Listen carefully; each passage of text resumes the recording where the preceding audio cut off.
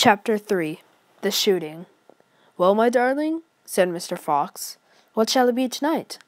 "I think we'll have duck tonight," said Mrs. Fox. "Bring us 2 fat ducks, if you please, one for you and me, and one for the children." "Ducks it shall be," said Mr. Fox. "Bunt's best." "Now, do be careful," said Mrs. Fox. "My darling," said Mr. Fox, "I can smell those goons a mile away. I can even smell one from the other. Bogus gives off a filthy stink of rotten chicken skins. Bunce reeks of goose livers, and as for Bean, the fumes of apple cider hang around him like poisonous gases." "Yeah, but just don't get careless," said Mrs. Fox. "You know they'll be waiting for you, all 3 of them."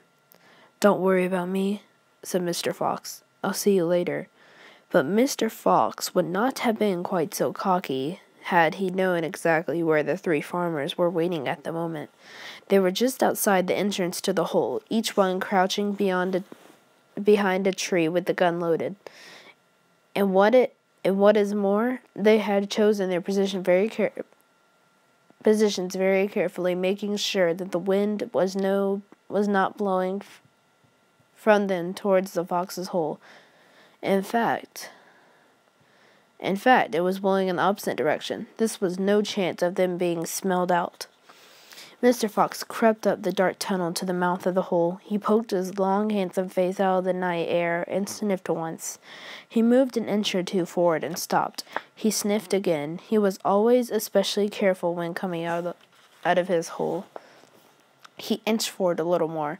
The front half of his body was now in the open. His black nose twitched from side to side, sniffing and sniffing for the scent of danger. He found none, and he was just about to go trotting forward into the wood when he heard, or thought he heard, a tiny noise, a soft ruffling sound as though someone had moved a foot ever so gently through a patch of dry leaves. Mr. Fox flattened his body against the ground and lay very still, his ears pricked. He waited a long time, but he heard nothing more. "It must have been a field mouse," he told himself, "or some other small animal." He crept a little further out of the hole, then further still. He was almost right out in the open now. He took a last careful look around. The wood was murky and very still. Somewhere in the sky the moon was shining. Just then his sharp night eyes caught a glint of something bright behind a tree not far away. It was a small silver speck of moonlight shining on the polished surface. Mr. Fox lay watching it. What on earth was it? Now it was moving. It was coming up and up. Great heavens! It was the barrel of a gun. Quick as a whip, Mr. Fox jumped back into the hole, and at the same instant the entire wood seemed to explode around him.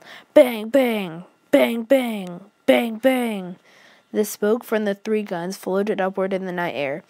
Bogus and Bunce and Bean came out from behind their trees and walked toward the hole.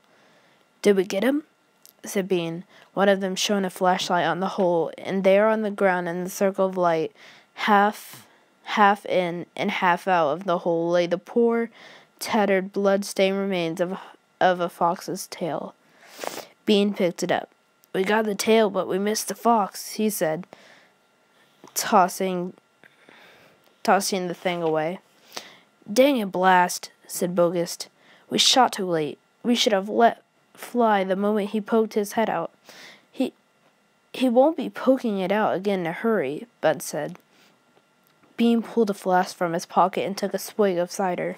Then he said, "It'll take 3 days at least before he gets hungry enough to come out again. I'm not sitting around here waiting for that. Let's dig him out." "Ah," said Bogus, "now you're talking sense. We can dig him out in a couple hours. We know he's there. I reckon there's a whole family of them down that hole," Bud said.